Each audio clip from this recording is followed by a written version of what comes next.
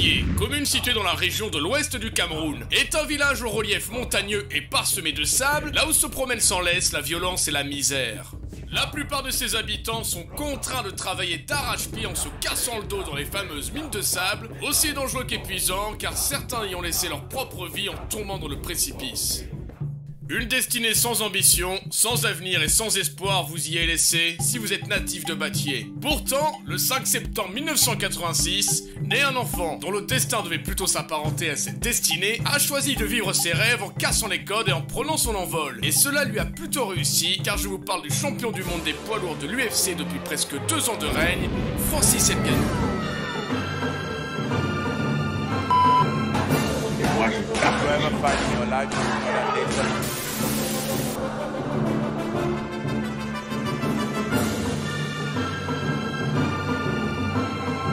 Durant sa jeunesse, Francis Ngannou a traversé une enfance difficile, dont le divorce de ses parents et les changements d'école à répétition, qui lui ont valu de ne pas réussir à se faire des amis, le transformant en une personne solitaire. Une personne solitaire qui a été confrontée tôt à la rue. Mais il est plus facile d'être confronté à la rue lorsqu'on mesure 1m93 et que l'on pèse plus d'1 quintal. Certains grands du quartier ont bien essayé de le tester en l'attaquant, mais Francis distribuait des patates tellement puissantes qu'il envoyait tous ses ennemis dans le cosmos en un seul coup.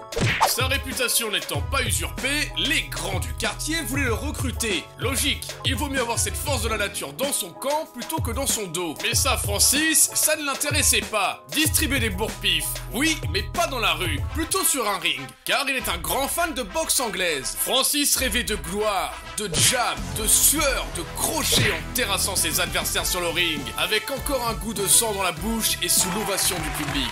Le seul bémol, le Cameroun n'est pas une terre où Francis peut espérer percer dans la boxe. À l'instar de Cédric Doumbé, Francis prendra son sac à dos et traversera à pied le continent, afin de rejoindre la capitale du pays du vin et du fromage, Paris.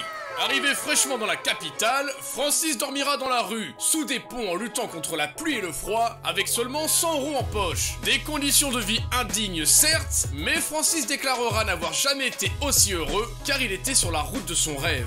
En plus d'être bénévole en distribuant des repas chauds aux plus précaires, il s'entraînera en parallèle dans un club de boxe anglaise en espérant passer pro. Mais son coach lui conseillera une autre carrière de sportif, en vue de sa force incroyable et spectaculaire.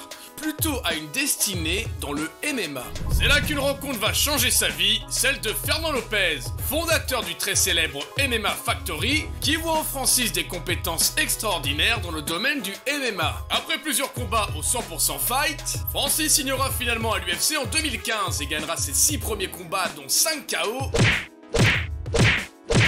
et une soumission. Et c'est le 20 janvier 2018 qu'il aura enfin sa chance pour le titre mondial des poids lourds en rencontrant Stipe Miocic. Malheureusement, la lutte de Stipe contraindra Ngannou à se servir de sa boxe et de son punch légendaire. Il perdra le combat par décision unanime des juges pour cause d'être complètement dominé par Stipe durant les 5 rounds. Il affrontera par la suite Derek Lewis, combattant possédant le record de KO dans la catégorie des poids lourds. Un combat qui promet d'être explosif sur le papier, avec 2 forces de la nature qui vont en découdre dans l'octogone.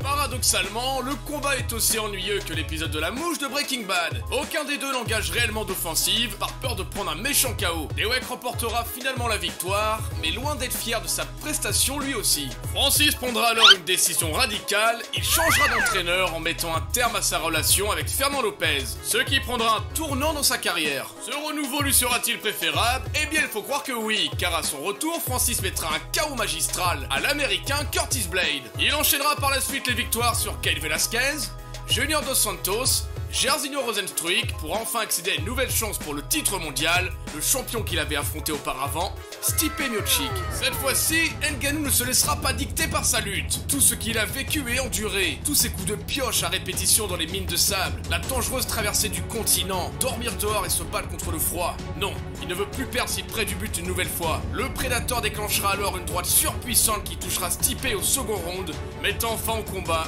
et couronnant enfin le roi du Cameroun. Francis est alors champion du monde.